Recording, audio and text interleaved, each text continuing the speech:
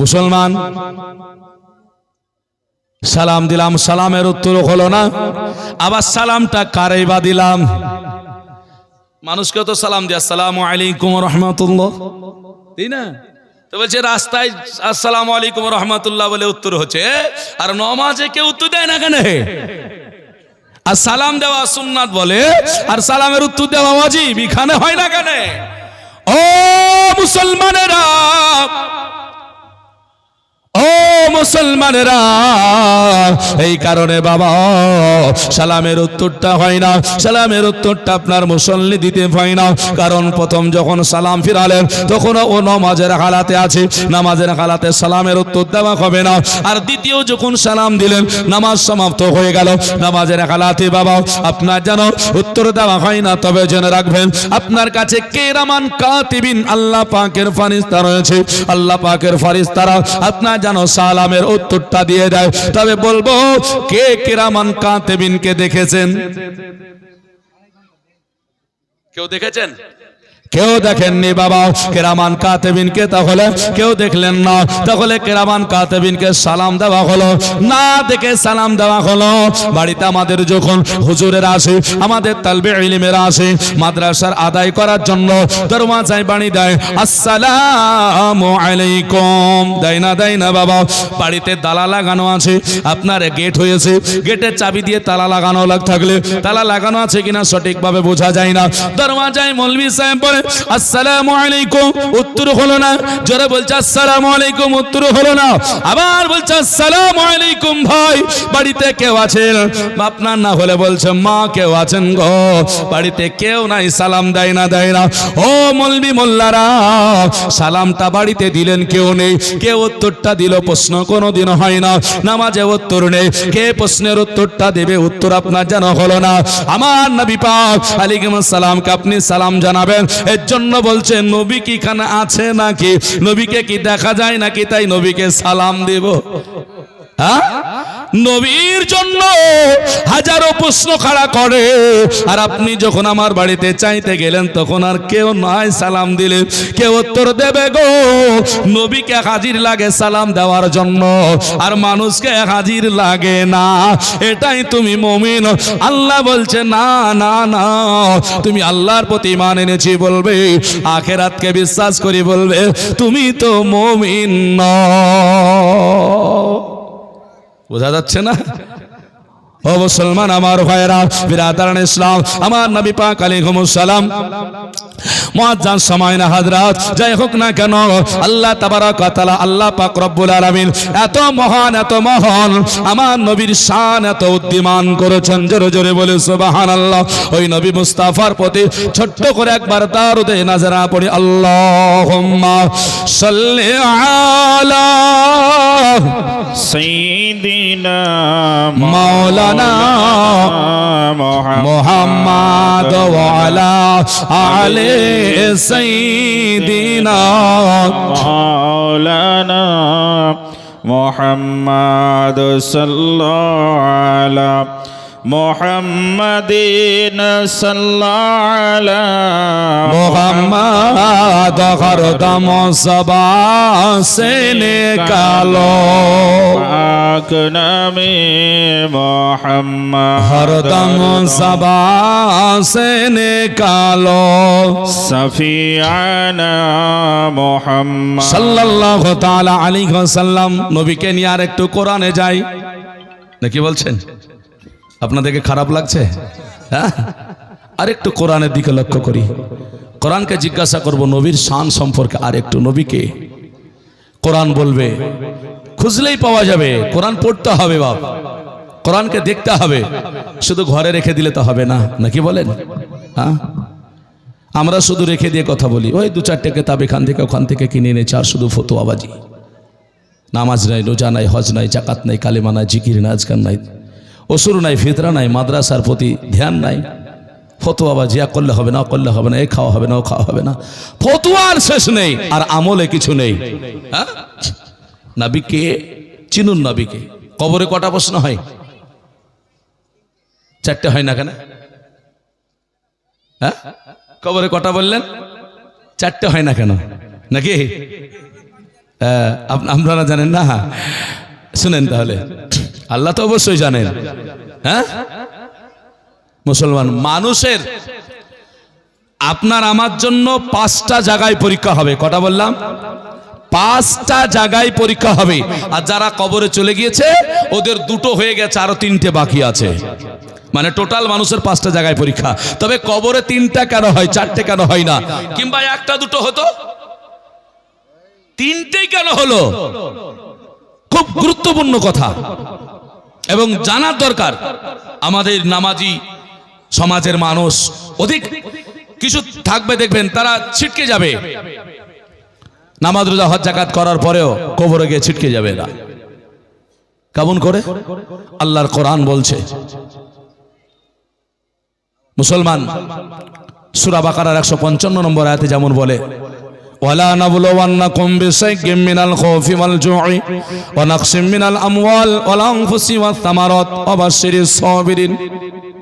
আল্লাহ কি বলেছে জানেন? পরীক্ষা আপনাদের আমাদের হচ্ছে। আল্লাহ পরীক্ষা নিচ্ছেন, আপনি জানি না হয়তো।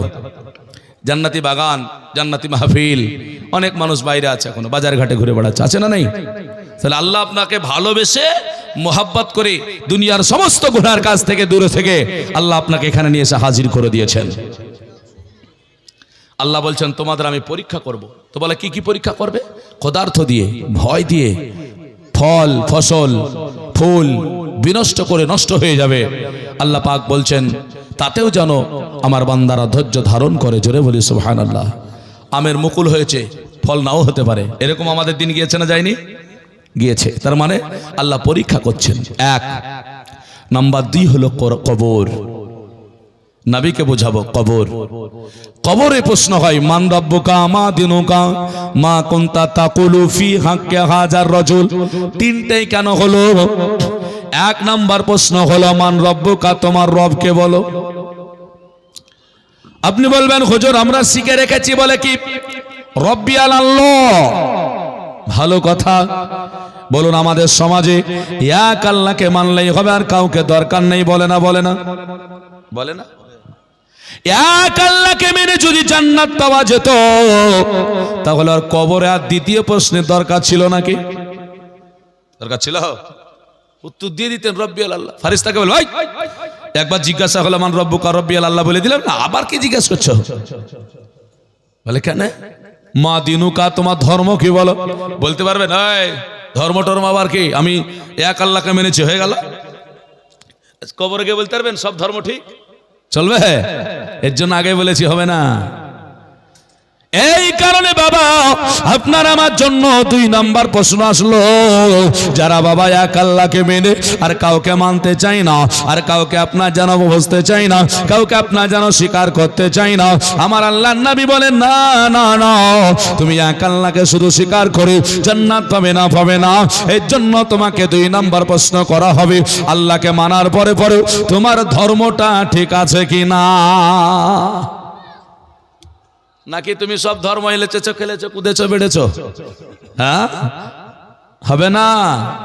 ইসলাম খুব সূক্ষ্ম। 2 নম্বর প্রশ্ন হলো মা দিনুকা, ধর্ম কি? বলবেন দিন আল ইসলাম। তাহলে দিন পেয়ে গেলাম, ধর্ম পেয়ে গেলাম, আল্লাহ তো পেয়ে গেছে, আর দরকার ছিল না? 2 শেষ হয়ে যাওয়া দরকার ছিল?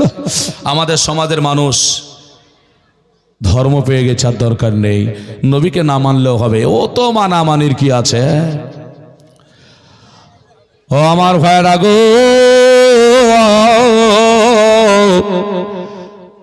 কোরআন জানবেন দেখুন নবীকে বলছে তুমি আল্লাহ ফেলে ধর্ম পেয়ে গেলে এবার তোমাকে 3 নাম্বার প্রশ্ন করা হবে। বলে কি? মান নবিয়ুকা, তোমার নবীকে বলো। এইরকম প্রশ্ন হবে মা কুনতা তাকুলু ফি হাক্কি হাদার রাজুল, ইশারা করে দেখানো হবে আর বলা হবে এই ব্যক্তি সম্পর্কে তোমার ধারণাটা কি, বলো বলো। হাই রে মুসলমানেরা, তাহলে এক আল্লাহকে ধর্মকে মেনে জান্নাত যদি পাওয়া যেত তাহলে নবীকে আপনার কবরে দরকার দরকার ছিল না, নবীকে ইশারা করে বোঝানোর দরকার ছিল না। বলছে বলি না না না না, আপনার যেন দুটো দিয়ে যেন ইসলাম পরিপূর্ণ হয়নি, আল্লাহকে দিয়ে আর আপনার যেন কি বলে আপনার ধর্মকে দিয়ে আপনার যেন শেষ হয় কি বলে পরিপূর্ণ আমাদের কাছে হয়েছে এমনটা নয়। আল্লাহ পাক আমাদেরকে কোরআন দিয়েছেন, আমার রাসূল সাল্লাল্লাহু আলাইহি ওয়াসাল্লামকে দিয়ে ইসলামটাকে সুন্দর করে দিয়েছেন। আল্লাহ পাক রব্বে কায়নাত জানিয়েছেন নবী তোমাদের কাছে চলে গেল মানে আর কিছু বাকি রইল না, তোমাদের কাছে সব হাজির হয়ে গেল। আল্লাহ পাক তাই তোমার নবী পাক আলাইহিস সালামকে সর্বশেষ নবী করে জগতের বুকে পাঠিয়ে দিয়েছে। এর জন্য জানিয়ে দিয়েছে আমার নবীকে কবরে নবী সম্পর্কে প্রশ্ন করা মানেই হলো ইসলাম পরিপূর্ণ আর কবরও প্রশ্নের পরিপূর্ণ। 4 নাম্বার প্রশ্নের দরকার হবে না, কেন না আমার নবী যেহেতু ওখানে চলে এসেছে। সুবহানাল্লাহ সুবহানাল্লাহ। এখানে যত মহান ব্যক্তি আসুক না কেন পৃথিবীর, আমার নবী পাক আলাইহিস সালাম যদি সেই জায়গায় থাকে তাহলে আর কিছু চলবে? হ্যাঁ, এই জন্যই তো মক্কা মদিনা শরীফের সরজমিনে আমার নবী যদি চলে আসতেন, সাহাবায়ে কেরাম বলতেন আমরা জীবনের সব চাইতে বড় পাওয়া জিনিস পেয়ে গেছি। কবর সেইখানেও তাই। 3 নাম্বার প্রশ্ন এই কারণে বলে এখান থেকে আর কোনো দরকার নেই, এখানেই শেষ। নবীর প্রতি আকীদা শেষ, নবীর মহব্বত শেষ, তো সব তুমি পেয়ে গেলে। আর নবীর প্রতি যদি আকীদা মহব্বত ঠিক না থাকে তাহলে তোমার কিছুই হলো না, যা করেছো সব বেকার, সব বেকার, তোমার কোনো জিনিস বাবা কাজে লাগবে না। এর জন্য বলছে নবী পাক আলাইহিস সালাম হলেন জান্নাতের দলিল। মুসলমান আমার ভাইরা, ওই নবী পাক আলাইহিস সালাম আল্লাহ আল্লাহ সুবহানাল্লাহ, ওই নবী পাক আলাইহিস সালাম সম্পর্কে আরো আপনার জানো কি বলে নবীর দাদা আব্দুল মুত্তালিব, উনি আপনার জানো নবী পাক আলাইহিস সালামের কত সম্মান করতেন, কত শ্রদ্ধা করতেন। বাবা কুরাইশ বংশের মানুষকে ডাকলেন, কুরাইশ বংশের মানুষেরা একবার তোমরা এসো। যেমনই বাবা কুরাইশ বংশের মানুষেরা শুনলো আমাদের নেতা আমাদের গোত্রের বাদশা ডাক দিয়েছে বাবা, আর বাড়িতে থাকতে পারে না, সমস্ত মানুষগুলো আপনারা যেমন এসে বসে আছেন, এত মাজমা এত মাজলিস ভরপুর বাবা, এই মাজলিসের মতো এসে আপনারা যারা কুরাইশ বংশের মানুষেরা বসে গেল, আপনারা সিংহাসন দিয়েছেন, এইরকম করে একটা সিংহাসন বানানো হলো।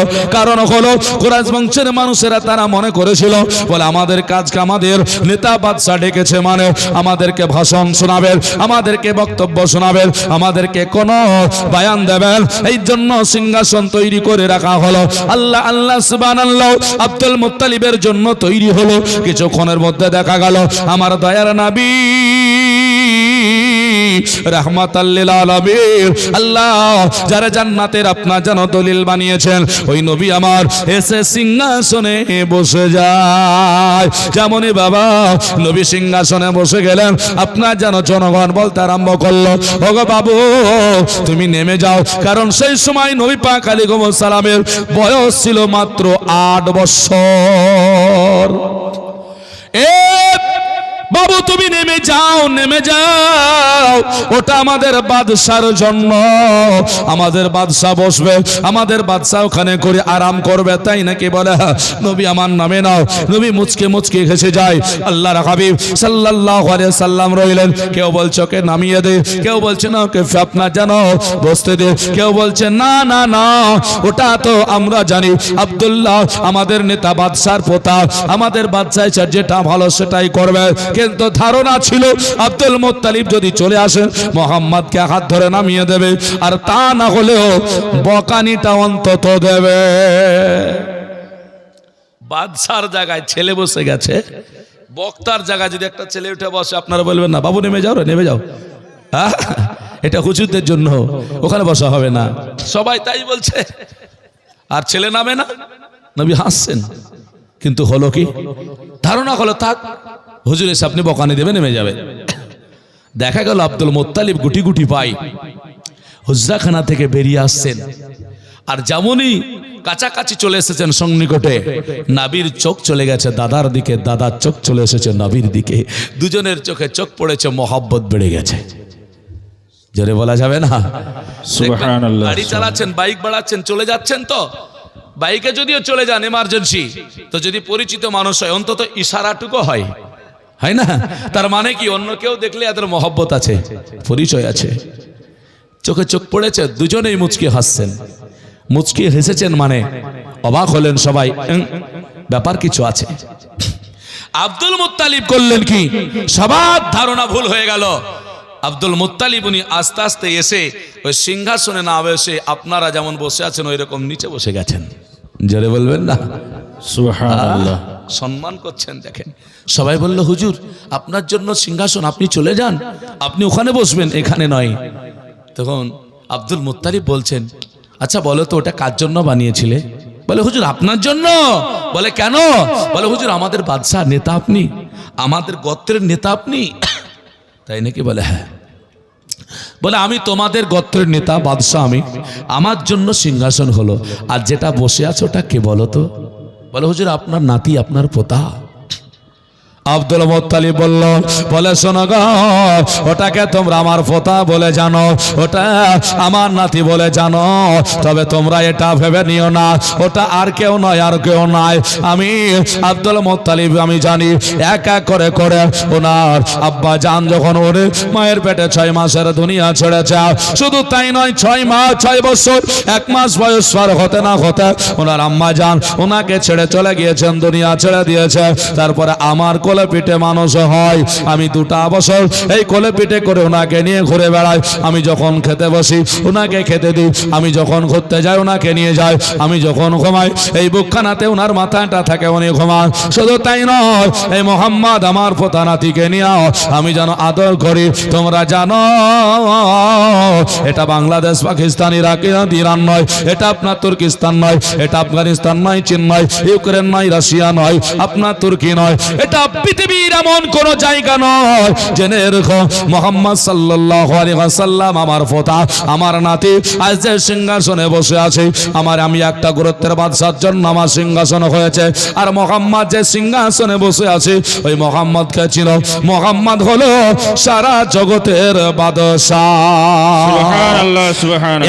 এক গুরুত্বের বাদশা হওয়ার জন্য আমার যদি সিংহাসন হয়, এটা কুল কায়নাতের বাদশা যদি হয়, তাহলে জন্য কি সিংহাসন হবে? অতএব ওনাকে আমি নামাতে পারবো না, ওটাকে আমি নামাতে পারবো না। তোমাদেরকে যদি কিছু শোনাতে হয় এখান থেকে শোনাতে হবে। তোমরা আজকে জেনে যাও, জেনে যাও, জেনে নাও, মুহাম্মদ দুনিয়ার কোন সাধারণ মানুষ নয়। যারা আব্দুল মুত্তালিবকে জাহান্নামী বলে, যারা নবীর বাবা মাকে জাহান্নামী বলে, তারা আবার বলবে দেখবেন নবী সাধারণ ছিল, উনি একটু মহান, আল্লাহ সম্মান দিয়েছে তাই। আর আব্দুল মুত্তালিব আমার নবীকে বলছে দুনিয়ার কোন সাধারণ ছেলে নয়। ভাষাগুলো বুঝতে হবে বাবা। দেখবেন কারো প্রতি যদি আমার হিংসা হয়, তাহলে বদনাম করার জায়গা না থাকলে সমর্থন হয় না, তাই তো নাকি? ওই রকম নবীর প্রতি হিংসা, এর জন্য প্রশংসা তো হয় না, তো সমর্থন করতে পারে না। নবীর প্রশংসা হয় না বলছে এরা শুধুমাত্র নবী নবী করে চলে। বলে নবীর শান আপনাকে শোনাচ্ছি, বলছে নবী নবী করে। বলে নবী কেন করে জানেন? নবী হলো ঈমান। নবী ঈমান। আপনাদের জানি না এদিকে কথা বলে কিনা, আমাদের দিককার কিছু মানুষ হলো এরা দেখেছ শুধু দেওবন্দি, বেরালি, কাদিয়ানি, ফরাজি, লামাজাবি, আহলে হাদিস সব করে বেড়ায়। কবরে কে জিজ্ঞাসা হবে নাকি? আপনাদের দিকে বলে কিনা জানি, আমাদের দিকে কিছু লোক বলে, সব জায়গাতে বলে, সব জায়গাতে বলে। পাগল ছাড়া এইসব কথা বলতে পারে? পাগল তো। কবরে দেওবন্দি, বেরাজি, ফরাজি সব কিছু জিজ্ঞাসা হবে না, এটা তো বাস্তব। কিন্তু কবরে আমলের কথা জিজ্ঞাসা হবে না, এটাও জানতে হবে। নারায়ে তাকবীর, একটু জোরে বলে নারায়ে তাকবীর, আল্লাহু আকবার, নারায়ে রিসালাত, ইয়া রাসূলুল্লাহ, মাসলাকে আলা হযরত জিন্দাবাদ, উলামা আহলে সুন্নাত জিন্দাবাদ, দ্বীন ইসলাম, জিন্দাবাদ, দ্বীন ইসলাম, জিন্দাবাদ, হযরত আল্লামা মাওলানা সলিম রাজা মাদ্দাজিল্লাহুল আলী, জোরে বলে জিন্দাবাদ, জিন্দাবাদ, নারায়ে তাকবীর, আল্লাহু আকবার, নারায়ে রিসালাত। ইয়া রাসূল। এই দেখেন সুমধুর কণ্ঠী বক্তা, সুপরিচিত বক্তা, হ্যাঁ না? মুসলমান গোটা পশ্চিমবঙ্গ, আসাম, বিহার, ঝাড়খণ্ড ঘুরছেন, আমরা চিনি। একটা সময় 1 ক্লাস নিচু উঁচু একটা সময় আমরা লেখাপড়া করেছি। বিরাদারান ইসলাম যাই হোক, তিনার আলোচনা শুনবেন, নাচ শুনবেন, ভালো লাগবে। আমি শুধু রসুলে পাক সাল্লাল্লাহু আলাইহি ওয়াসাল্লামের শান কোরআনকে সামনে নিয়ে একটু আলোচনা রাখার চেষ্টা করছিলাম। বক্তা এসেছে, বেশিক্ষণ বলবো না, তবে এটা আপনাকে বলবো, কবরে যে তিনটি কথা আপনাকে বলেছি, এই তিনটি কিন্তু আমল নয়, সবটাই কিন্তু ঈমান, নাকি বলেন? এগুলো সব হলো ঈমান। 2 মিনিট, মানুষের 5টা জায়গায় পরীক্ষা হবে বলেছিলাম, বলে দিই। তার মধ্যে হলো 2 কবর হয়ে গেল, মানে 2, আর একটা হলো মিজান। মিজানে নেকি পাল্লা, গুনাহ, এগুলো ওজন হবে। 3 নাম্বার 4 হলো ফুলসিরাত। ওই যে বললাম না, নামাজ, রোজা, হজ, যাকাত, কালেমা, জিকির, এই 5টা করেও জান্নাত যাওয়া যাবে না। ফুলসিরাতে যেমনই পা রাখবেন, আপনাকে 5টাও জিজ্ঞাসা হবে, তারপরে ওই 3টা হবে, আমানত, হালাল, হারাম আর হক। এই 8টা প্রশ্ন আপনাকে আমাকে করা হবে ফুলসিরাতের উপরে। যদি উত্তর দিতে পারি তাহলে ভালো, আর না হলে ওই ওখানে পড়তে হবে। জাহান নামে বলে কত গর্ত হবে, তো বলছে জাহান নামের গর্ত সম্পর্কে বলা হয়েছে। কেউ বলছে জাহান নামে এত গর্ত, এত গর্ত, ৭৭ বছর সময় লাগবে জাহান নামের নিম্ন শ্রেণীতে পড়তে। জোরে বলা যাবে না। আপনি ৭৭ বছর ধরিয়েন না, আপনি ৭৭ মিনিট একবার ভাবেন দিন, যে ৭৭ মিনিট যদি একটা ভারী জিনিস নিচের দিকে পড়ে তো কত গভীরে যেতে পারে। হ্যাঁ, ৭৭ বছর তো দূরের কথা, নাকি বলে? এই জাহান নামে আমাদেরকে পড়তে হবে, তাহলে সাবধান হতে হবে না? হবে না? হবে। চলুন তাহলে 4টে জায়গা হলে ফুলসিরাত দিয়ে, আর একটা হাসরের ময়দান, কঠিন জায়গা, ভয়াবহ জায়গা, যে জায়গা আপনাকে খাড়া করে রাখা হবে, সামনে ঝুঁকতে পারবেন না, পিছনে পালাতে পারবেন না, ডানে বামে হিলাদুলা যাবে না, ঝাঁপানো যাবে না, বসা যাবে না। এমন করে আল্লাহ পাক আপনাকে দাঁড় করিয়ে রাখবে, মাথার উপরে সূর্য নেমে আসবে, মাথার মগজগুলো কান্নাকে ছিদ্র দিয়ে গলে গলে পড়বে। বলা হয়েছে এখন যে সূর্য একটা দর্শন করছেন, এই সূর্যের একটা মুখ খোলা আছে, এই মুখটা উপর দিকে তাপটা বেরিয়ে যায়, সেই তাপটা আবার চতুর্দিকে ছড়িয়ে পৃথিবীর জমিনে নেমে আসে। মুসলমান, আর কিয়ামতের ময়দানে এই সূর্যটা মাথার 1 হাত উপরে নেমে আসবে, যার 12টা মুখ হবে, উপর দিকে নয় নিচের দিকে হবে, টকবক করে ফুটবে, কান্নাকে ছিদ্র দিয়ে বেরিয়ে একেবারে শরীরের চারিদিকে উঠে আসবে, থুতনি বরাবর চলে আসবে। আপনি কানবেন, আল্লাহ আমার বিচার কি শেষ হলো না, বিচার কি শেষ হলো না? আল্লাহ পাক বলবেন, কেন? এখান থেকে শেষ হলে কি করবে? আল্লাহ দরকার হলে জাহান নামে দাও, এ আর সহ্য হয় না, মানে সূর্যের তাপ আর সহ্য হয় না, আমাকে জাহান নামের আগুনে দিয়ে দাও। বলে জাহান নামের আগুন সম্পর্কে ধারণা রাখো? বলে কি? বলে জাহান নামের আগুন, বলে বাহারের শরিয়াতে লেখা আছে, কি লেখা আছে? বলা হয়েছে পৃথিবীর মধ্যবর্তী জায়গায়, যে জমিন থেকে আসমান 500 বছরের রাস্তা, পৃথিবীর মধ্যবর্তী জায়গায় যদি এই কুনি বরাবর জাহান নামের আগুন নয় আত্মসের তাপ যদি চলে আসে, জাহান নামের আগুন নয় আত্মসের তাপ যদি চলে আসে, আত্মস যদি আসে, তো পৃথিবীর মধ্যবর্তী মানে 250 বছর দূরত্ব জায়গা, তাহলে পৃথিবীর জমিনে মানুষ কেউ বেঁচে থাকবে না, সব পুড়ে ছারখার হয়ে যাবে।